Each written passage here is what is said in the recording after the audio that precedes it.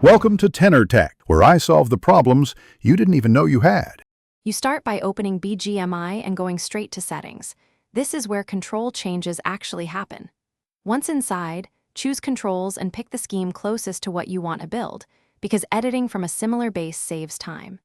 Make sure Custom HUD is enabled so you can drag, resize, and hide elements.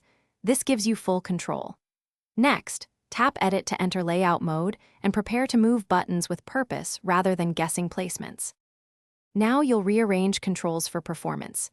Drag key buttons like Fire, Scope, and jump to positions that match your natural thumb path, because reach time affects your reaction. Once done, resize buttons to 1/2 or slightly larger where precision matters, and lower opacity on seldom used icons so they don't block view. Make sure to test multi-touch overlap by tapping combinations in layout mode. If buttons collide, move them incrementally until each input registers cleanly. Finish by saving your new layout and giving it a clear name. Exporting or noting the preset helps if you switch devices. Once saved, immediately jump into training mode and practice common scenarios to validate reach, recoil control, and quickscopes, because real tests reveal issues layout mode hides.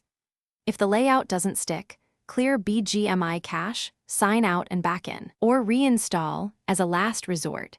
This resolves most problems where settings fail to persist due to corrupted files. Thanks for watching. Subscribe to keep your life in tune.